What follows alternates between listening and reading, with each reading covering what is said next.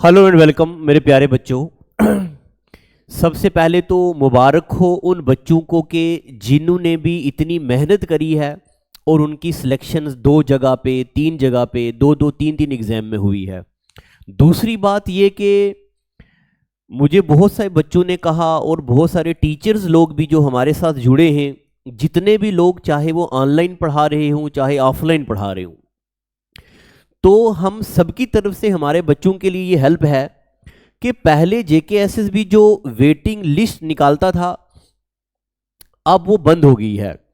इससे कहीं ना कहीं हमारे वो वाले बच्चे जो मेरिट में बस फॉल करने वाले होते हैं या एक बच्चे की सिलेक्शन किसी दूसरे डिपार्टमेंट में हो गई तो उसकी जगह किसी दूसरे बच्चे को मिलनी चाहिए, वो अब नहीं हो रहा है।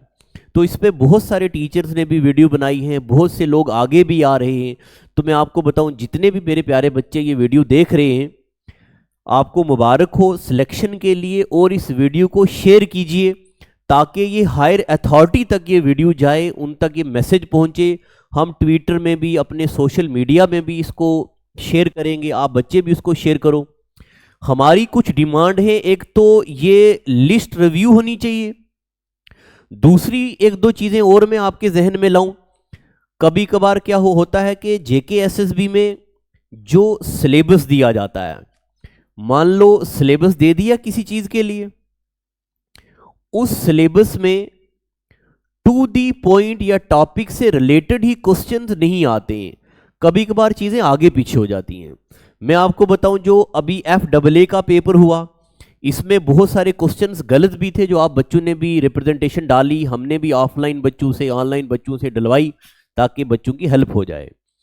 अब कुछ चीज़ें ऐसी हैं, जैसे मान लो साइंस कम वेटेज की थी तो ज़्यादा वेटेज की पूछ ली, असिस्टेंट रजिस्ट्रार में भी हिस्ट्री की वेटेज बहुत कम थी तो बहुत ज़्यादा क्वेश्चन पूछ लिए।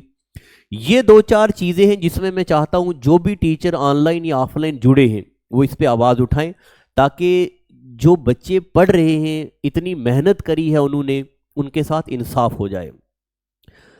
मैं ऑफलाइन पढ़ाता हूं, मेरी पूरी टीम यहां ऑफलाइन है। मैं इन चीज़ को बड़े गहराई वाले अंदाज से देखता हूं। जो बच्चा घर से आता है, पीजी का खर्चा करता है, कोचिंग की इतनी हैवी फीस देता है, कंपटीशन में हिस्सा लेता है, फिर कोई बच्चा जम्मू आके कभी बीमार हो जाता है, तो वो सारी कंडीशनों को, सारे अप एंड डाउन चीज़ों को देखता है।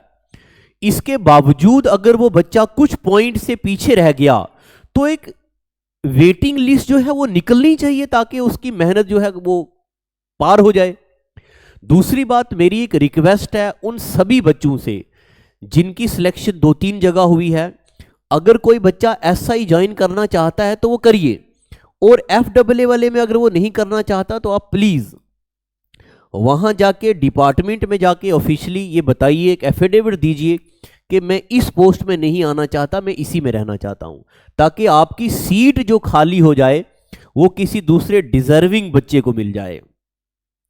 शायद ही वो बच्चे मेरी बात बड़े अच्छे से समझ सकते हैं जिन्होंने मेहनत करी है। मैं आपको हल्की सी एग्जाम्पल दिलाऊं, मेरे पास एक बच्चा यहाँ पढ़ता था, सुंदर बनी का, बहुत मेहनत करी उसने। 5,000 रुपये में वो जम्मू में नौकरी करता था और इसी 5,000 में उसका रहना खाना पीना सब इसी में करता था।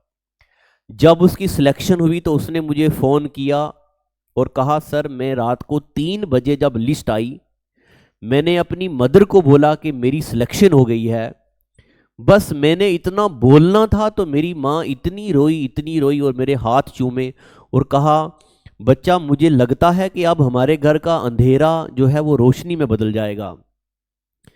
तो कितनी देर से इंतज़ार कर रही होगी उसकी माँ, वो बच्चा।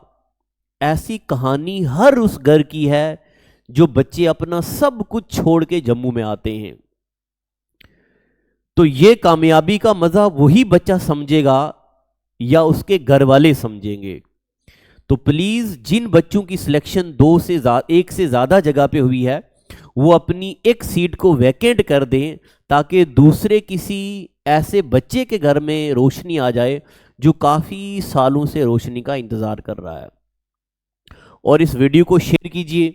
जितने भी बच्चे हैं, आपको जो भी हमसे हेल्प चाहिए आप हमें बताइए, जहाँ जहाँ रिप्रेजेंटेशन आप डालना चाहते हैं मेरे जितने भी ऑफलाइन बच्चे हैं या ऑनलाइन बच्चे हैं, मैं हम उन सब से रिक्वेस्ट करके आपके लिए रिप्रेजेंटेशन दिलवाएंगे इस हैशटैग वेटिंग लिस्ट के लिए।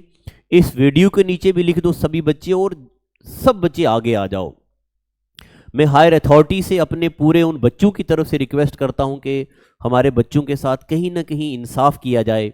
और एक और छोटी सी बात, अगर कभी कभार फेवरेबल कंडीशन नहीं होते हैं, मान लो टेम्परेचर बहुत नेगेटिव है कश्मीर में या लद्दाख में या कहीं जम्मू में भी अगर सर्दियां हैं, तो उस दौरान होने वाले एग्ज़ाम को अगर फेवरेबल कंडीशन में कंडक्ट किए जाएं तो ये बच्चों के लिए बड़ा अच्छा होगा।